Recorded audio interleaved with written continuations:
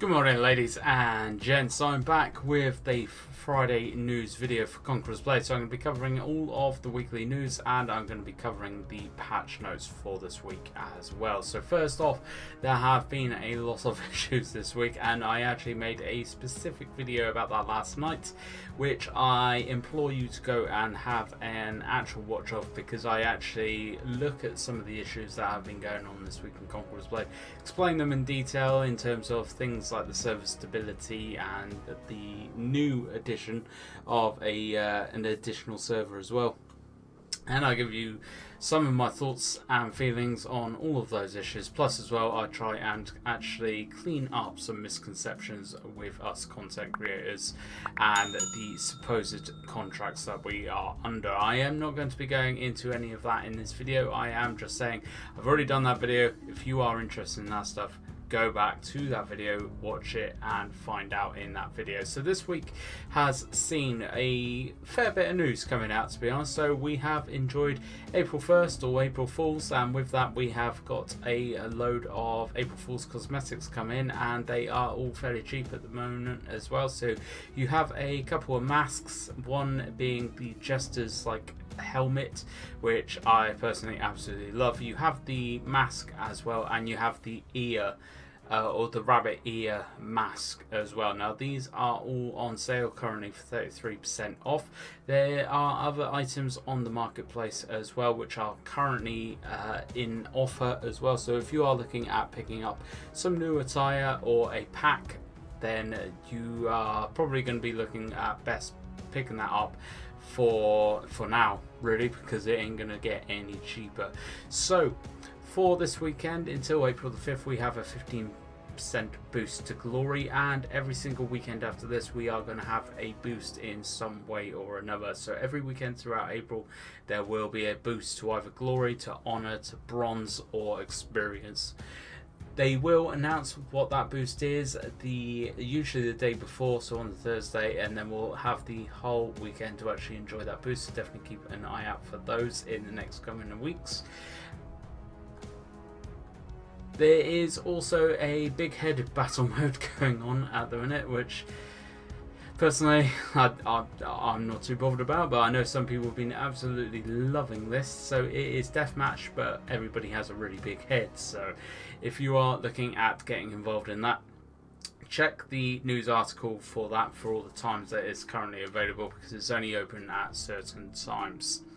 So jumping straight into the patch notes for this week, they have obviously enabled the April Fool's event mode. The April Fool's sales are currently in the store. They've added the new map Herling Fjord into the Siege Battles map pool, so you can no longer queue for that individually. You have to get that map through the Siege Battles. They've also added several new avatars to the avatar interfaces. Now houses, they have changed up a fair bit for the houses.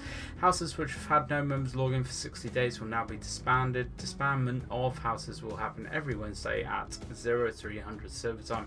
House leaders of the disbanded houses will receive an in-game mail informing them of the disbandment. Names of disbanded houses will become available for others to use once the house disbandment has happened, and house founders, purple named houses, are unaffected by this and will not be disbanded. But this is their attempt. This is kind of trying to clear up the whole list of houses, which has thousands of houses on there. They are trying to clear that list up and actually make it a lot better to find a house to actually get involved in and be active in, which has been required for quite some time now. So maps, they have resolved an issue with pathfinding near the city gates in Orgolio and Tower of Varus for territory wars, improved upon the visual guidance of placing grape shot cannon in the tutorial, and they have also resolved an issue where the tutorial victory prompt text for battle with the storehouse was inconsistent with the map name. Very minor changes, but if you are playing through the tutorial, they have tidied up a little bit for you right there. So a couple miscellaneous changes. They've re-enabled Thief Raid. So Thief Raid was actually taken out of the rotation for a little while. It is back in. It is giving out as much experience as it did before, because I am massively loving it at the minute, because I am trying to level up a few of my units, and I tell you what, that's the best way of doing it. Challenges from previous seasons which require you to complete rebel camps can now be completed by participating in Thief Raid content. So any challenges that you have which say rebel camps on them, if you do a Thief Raid while that challenge is active, that will actually complete it for you. Removed Helgen Ford as a separate tile in the standard battles tab of the J menu, and added avatars to the battle menu accessed via tab. So Warlord balancing and optimization. The only optimization they've actually done for the Warlords is in terms of the runes. Movement speed for the rune Bifrost has been increased from 25% to 50%.